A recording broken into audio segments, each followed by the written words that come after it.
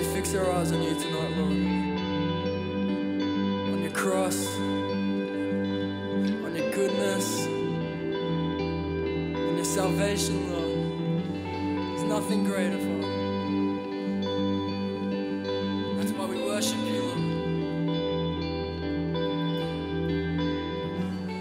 I'm Emma, and I'm 18 years old. And I grew up in a Christian home. I went to church every Sunday, just thought that I was living for the Lord. And I feel like just because I wasn't doing the bad things, I wasn't doing the wrong thing. So it was just kind of like I was a Christian, and that's what it meant to me. It was about 2 years ago where the Lord really showed me like how important He was and who He was in my life. Like just getting to a point where I realized like I can't handle this life without Him.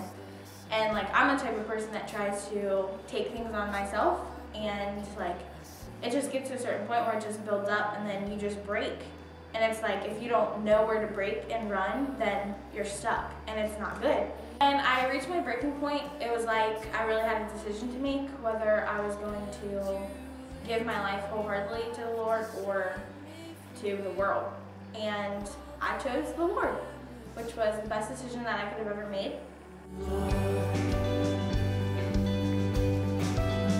Like, people think that you don't have struggles and you don't have like problems in your life, and that's not true, because I go through things all the time, and sometimes I just want to give up and I don't want to live this life anymore. And it's like, where do I go from here? But you like always know, and you have that like comfort in knowing that God's always there. Like once you accept Him, He's never gonna leave. And like that's what I have to hold on to, because it's like hard to like live life and like you go day by day, like, oh, another day of all these pains and hurts and everything. But the thing that gets me through the day is like knowing like there's always someone there. Like no matter like what, there's gonna be people that walk out of your life, there's gonna be things that fall through, but the Lord's like never gonna leave you. And you opened the door for me, and you laid down your life to People say like, oh well, I don't know what my purpose is, I don't know what God called me to do, but you have to like ask Him.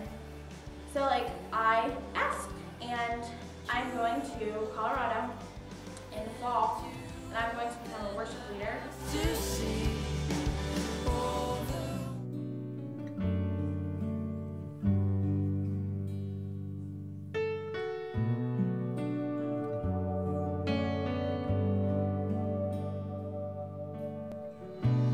You are the source of life.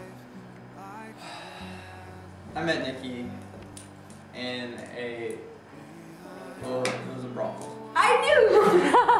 About 2 years ago, the Lord told me and Nikki met, and the Lord told Nikki that she was, like I was the one she was going to marry. It was 3 years ago. Okay. About 3 years ago, me and Nikki met, and the Lord told her that she was going to marry me. I was going to be the one she was going to marry.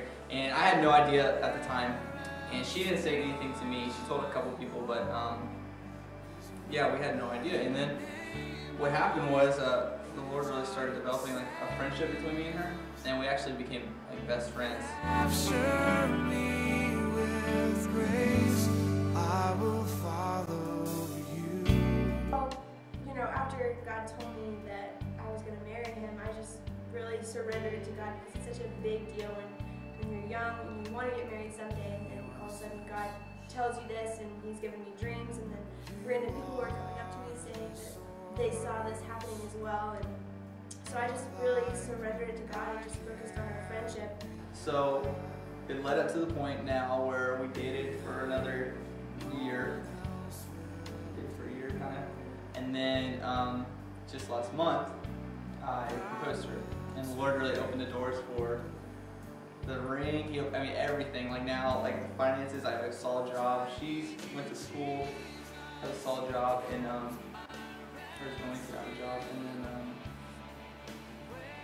Well, like the coolest thing through it is that we had this plan that we wanted to get married right away, and God just really didn't open any doors at all. We didn't have money, we were fighting and learning how to communicate, we were working through stuff, and now that we've laid that foundation and God is first in our relationship for sure, like it's not just something that we say, it's like it's the core of our relationship that we notice there's a difference in one another when we don't get time with God alone. And we're learning to come together and like read the Bible together. And now that He has opened the door for us to be engaged, it's so much peace. And it's completely what God wants. And